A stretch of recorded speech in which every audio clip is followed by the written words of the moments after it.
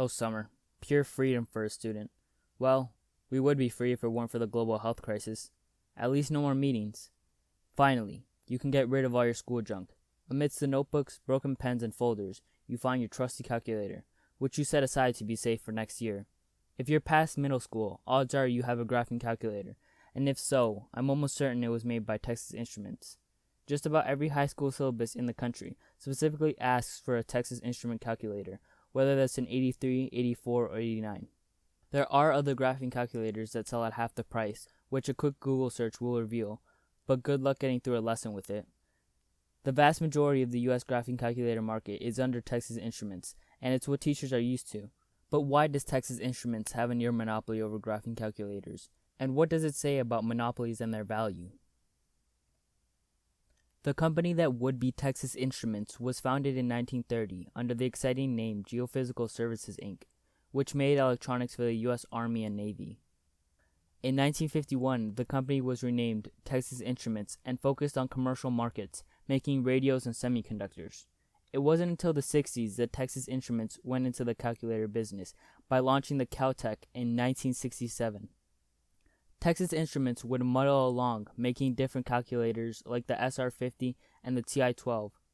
The rise of graphing calculators started in the late 80s, and subsequently in 1990, Texas Instruments came out with the TI-81, its first graphing calculator.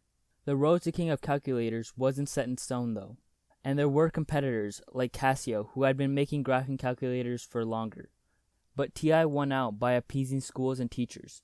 Their biggest break came in 1994 when everyone's favorite company, College Board, approved the use of TI calculators in the SAT. And of course, College Board is amazing, and I'd never want to criticize such a benevolent company that, quote, connects students to college success by thoughtfully charging 3 figures for single tests. But I digress. With the help of College Board and other organizations, Texas Instruments wiggled its way into every school in the country, which leads us to the current day where TI still provides services for free to College Board and has sold over 80 million graphing calculators, with their most popular calculator being the TI-84 Plus. It was launched in 2004, and they continue to sell at around $100 brand new, which you have to admit is a lot, especially since 50 to 80 of those dollars are pure profit. But you could always buy a cheaper graphing calculator from another brand. If you do though, I wish you good luck. As a personal anecdote, last year a fellow student sitting next to me with a Casio calculator was lost the entire year since all the instructions assumed the whole class was using TI-84s. Even textbooks have diagrams of the 84 to show operations. TI's near monopoly means the 84 can be whatever price they want. As insult to injury, the 84 had no major updates until 2015, when Texas Instruments released the TI-84 CE, a full 11 years after its release. For context, Apple went from the first iPhone to the iPhone 6S in only 8 years. And unlike the iPhone, where alternatives exist, you'll buy the TI-84 unless you like being lost all the time at school. However, there is another side to this coin. The iPhone comparison isn't really a fair one. The truth is, the math being taught today is largely the same as it was from 16 years ago, and the fact that TI-84 is so widely adopted makes it easier to teach. If there were, say, 4 different calculators, all with varied configurations, it would be mayhem. Teachers would have to redo the same problem for each type of calculator. What I'm getting at is consistency. Think of the 84 like having a standard North American track gauge. Consistency is better, since you know a train made here will work perfectly fine over here. The TI-84 standard design means buying one today guarantees it won't be outdated anytime soon. An added benefit of the 84's age and unchanged design is instead of buying a new one, you can get a used one. It'll work just as well even if bought a decade ago.